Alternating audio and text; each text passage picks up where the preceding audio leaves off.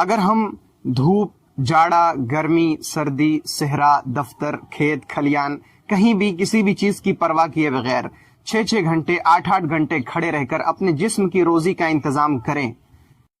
لیکن جب رب کا بلاوا آئے تو ہم اس کے بلاوے پر لبیک نہ کہیں اور اپنے وقت میں سے 5 اور 10 منٹ اس سے بات کرنے کے لیے نہ نکال سکیں، تو سمجھ لیں کہ ہماری روح بہت کمزور ہو چکی ہے اور روح بہت ہی بیمار ہو چکی ہے۔ ہمارے پاس مال و دولت بہت ہے اور ہمارے آس پڑوس میں بہت سے غریب، محتاج، مسکین بھی رہتے ہیں۔ اگر ہم کبھی کبھی ہی صحیح لیکن ان کی ضرورتیں پوری کر دیتے ہیں، انہیں بھی اپنی خوشی میں شریک کر لیتے ہیں، پھر تو بہت اچھی بات ہے، اللہ کا شکر ادا کرنا چاہیے، ہماری روح صحت مند ہے اس اعتبار سے۔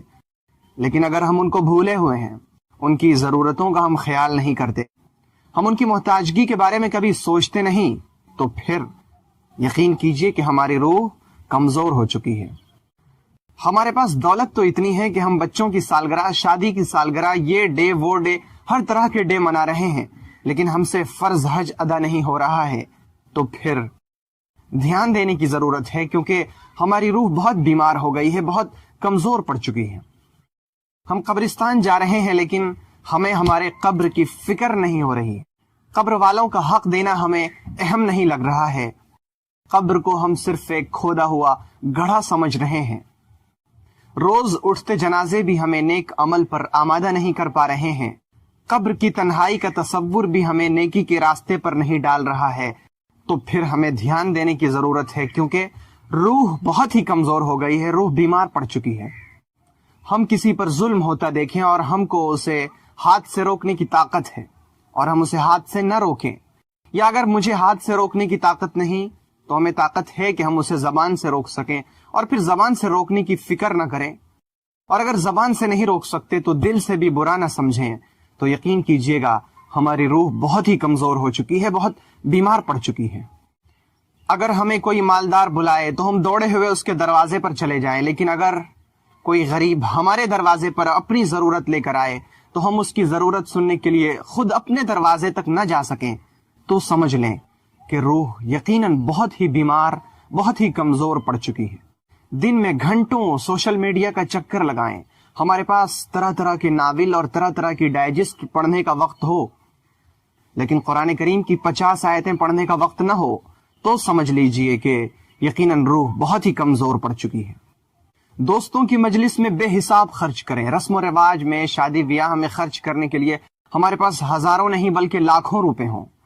لیکن جب دینی کاموں میں خرچ کرنے کی بات آئے تو پھر جیب میں 2 روپے اور 5 روپے کا سکہ تلاش کریں، تو یقین کیجئے گا روح بہت ہی کمزور ہو چکی ہے۔ دنیا میں رہنے کا خوب دل کرے، یہاں کی رنگینیوں سے لطف اندوز ہونے کا بہت من کرے، دنیا سے تو ہم اپنی امیدیں لگائیں، اپنی آس لگائے رہیں، 5 سال اور 10 سال اور 15 سال کے آگے کی پلاننگ کریں، لیکن اپنے دین کے سلسلے میں فکر نہ کریں، اپنے بچوں کو دینی تعلیم اور دینی تربیت نہ دیں، انہیں بڑے بڑے اسکولوں میں تو داخل کروا دیں لیکن قرآن پڑھنا نہ سکھائیں، تو یقین کیجئے گا ہماری روح بہت کمزور ہو چکی ہے۔ جی ہاں، جب جھوٹ آرام سے ہم بولیں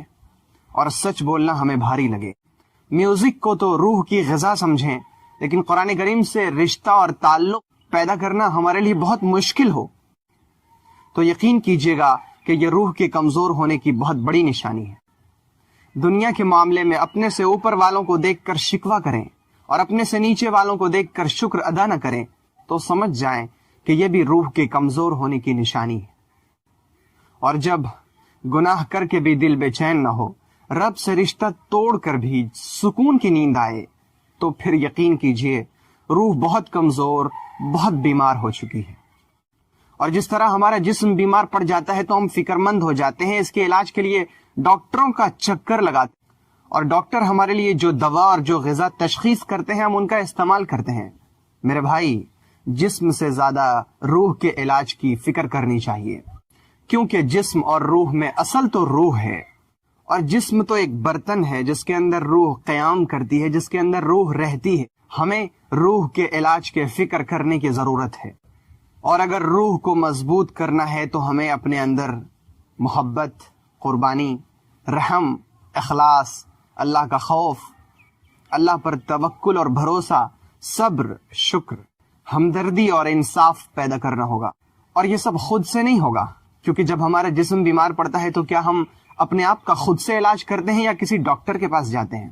جی ہاں، جب جسم کے علاج کے لیے ڈاکٹر تلاش کرتے ہیں اور اچھے سے اچھا ڈاکٹر تلاش کرتے ہیں تو پھر روح کے علاج کے لیے کیوں نہیں؟ روح کے علاج کے لیے بھی اس دنیا میں ڈاکٹر موجود ہیں، اور یہ وہ ڈاکٹر ہیں جنہوں نے اللہ کی محبت کا کورس کیا ہوتا ہے،